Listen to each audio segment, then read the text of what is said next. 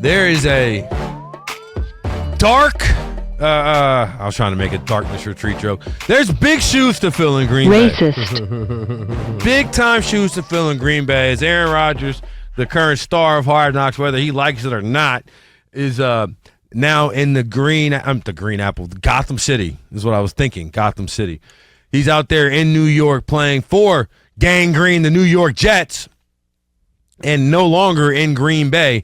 Jordan Love, heir apparent now to the Green Bay throne at quarterback. And I think this, look, we've seen him look impressive this preseason. Justin Fields hasn't, he obviously a lot of short passes, but still, he looked decent.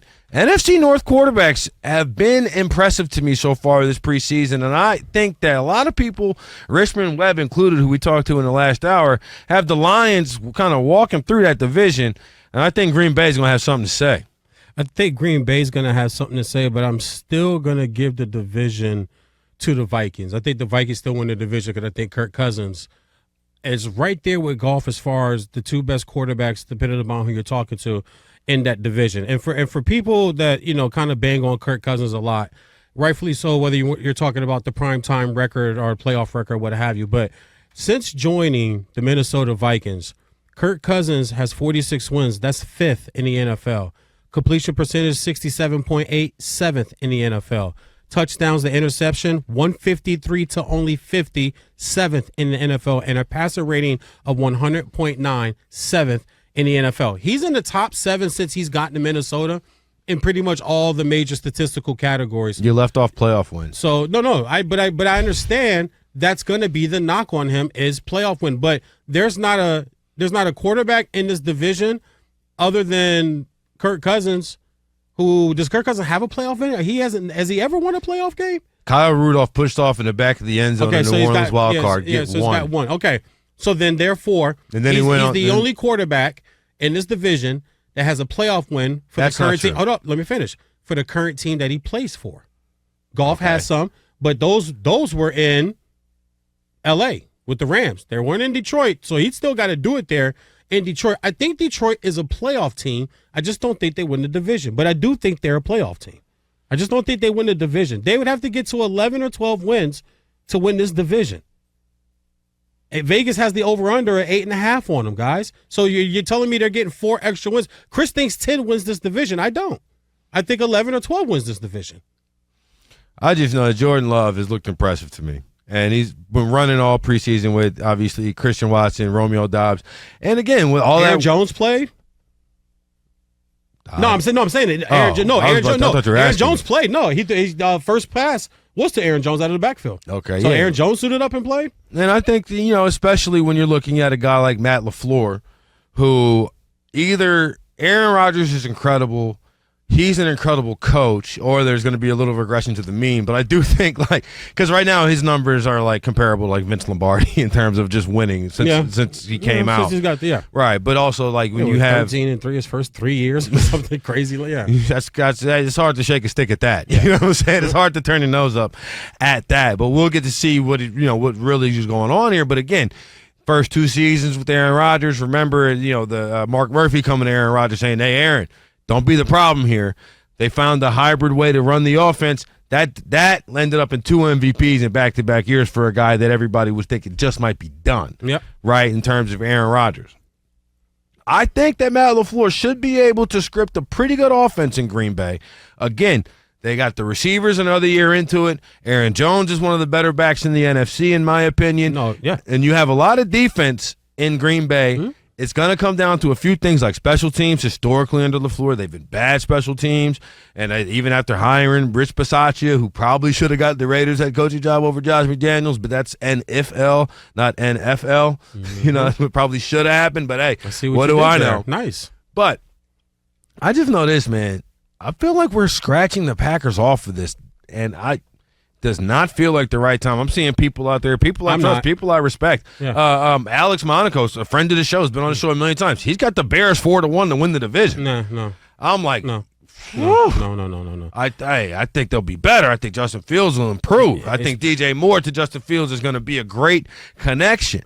Yeah, but in terms of the whole squad, tough look. Yeah, he's playing the money He's playing the money in the Vegas odds on that one. I'm with you, though. I don't think Green Bay's done. I don't think Green Bay's – that's still a good football team. Now, you have to replace Aaron Rodgers, but it's not replacing Aaron Rodgers to a bad football team. That's still a good football team, and as you just said, they have a whiz kid, right? Aren't all these Shanahan guys off the Shanahan tree, McVay, all these – aren't these supposed to be all the – even Mike McDaniel down with my beloved Miami Dolphins, aren't these supposed to be the new wonder kids, the new whiz kids of the offensive ways of the NFL? So there's still weapons there, and he's still got to have his quarterback and help his quarterback and coach his quarterback to get that done.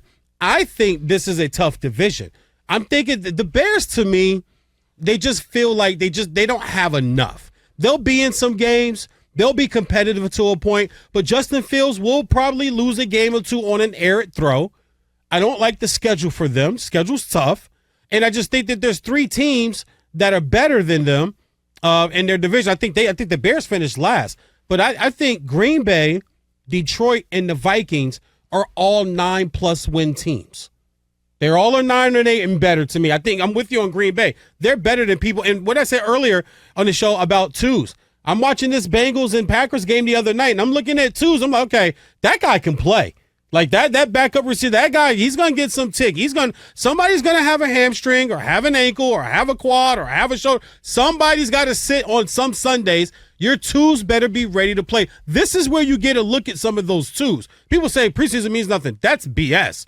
It does mean something. You better go through it if you want to be ready come kickoff Sunday or opening Thursday night to play real football. You better go through these games. So I'm with you on Green Bay. I'm definitely not writing them off because I still see a good football. Last year, I just think it just all came to a head. Aaron Rodgers, the front office, and it created a bad aura and a bad vibe there. And it was just one of those years where, and then they look at home against the Lions to finish it off, and he has the nice, pretty walk-off with his arm around Randall Cobb, even wanting the camera to move. But you made it a point to make sure you waited for Cobb to put your arm around him to walk off and, look up and take in the last views of Lambeau. So he likes the dramatics there. But I'm with you on Green Bay, buddy. I'll say this, man. I'm concerned about the Vikings. If you had asked me at the start of, last offseason, I would have thought, you know what, people were hating on the 13 wins, fool's gold, whatever, sure. But, okay, 13 is still 13. Exactly. You only play 17 total. You know what I mean? And I get it. They went and lost to Daniel Jones. So I'll pump the brakes a little bit. And I saw that check down to Kirk Cousins threw on 4th down, 5 yards short of the line to gain. I saw it. I remember. Can't defend it. But this Vikings team has lost a ton of talent. Zadarius Smith gone, Eric Kendricks gone, Patrick Peterson. I know he's on the back nine of his career. He's gone. I feel like they are missing a lot of defensive talent, and that's going to give me cause for concern. I don't love the fact that they're moving on from Dalvin Cook over what seems to be a few $1 million here or there. That doesn't seem to be the best strategy. And again, Kirk Cousins, you will be 7th in all of those stats. That's fine. That's great. That's well and good. I can't tell you where, Joe Burrow ranks in those stats or Patrick Mahomes ranks in those stats, or all I know is playoff games. Right now, Daniel Jones has won 1. Kirk Cousins has also won 1. That's where we're at. You know what I'm saying? I got you. That's a tough look. My rebuttal to that would be a lot of times guys leave teams or teams lose guys based off of guys just wanting to go somewhere else. Are they going to get better money somewhere else? And I believe that a lot of times teams don't fight hard to keep certain guys because they have trust. Who that number 2 was last year, that's going to now be a starter this year. At some point, you have to get younger at certain positions. Even when you're going to Ladarius Smith and some of these other guys that you're naming, we're getting a little long in the tooth and getting towards the middle end of that physical good prime in the NFL. And some teams just go, you know what? We don't want to pay the money, or we don't have that much money with the cap right now. We believe this young guy that's been playing can do the job, and it's cheaper for us. This is what we're going to do right now. That's what I feel like that could be. I'm not saying it is. But for certain situations, Chris, that is a strategy. Teams will let guys go. And people go, oh, they lost a ton of talent. Then next year, you're like, damn, man, this linebacker, this second-year guy from Tulsa, they knew it because they had him. They see him every day. So who is that guy? Who is him? I'm looking at their depth chart right now. Okay. I have never heard who is the guy on their defense. I'm just genuinely, when this comes up about the Vikings, I need to stress what Martin's saying. They lost a lot. and I'm not sure who on that defense I really trust right now. And like I don't believe Kirk Cousins just keep doing this year in and year out. At some point, he's going to get up there. To the point, when the Bears traded Roquan Smith, how could you? What are we doing? Well, if you watch Big Ten football, you've known that Jack Sanborn's been a missile for the last few years out of Wisconsin. Like, to that point, you look at the Vikings, it's going to be tough. I don't see maybe just maybe, GM got to figure it out. I just think this is a division. I got a few guys for you. Now, remember, this will be, I think it's going in the second or third, but Byron Murphy Jr. on that back end is a corner that's going to step in, probably for a guy like Patrick Peterson that has moved on, a young guy, a former second-round pick. So the guy's got talent. They're not the only team that looked for him. There's a guy that I would just throw out there with you. Also, too, you selling short on Jordan Hicks.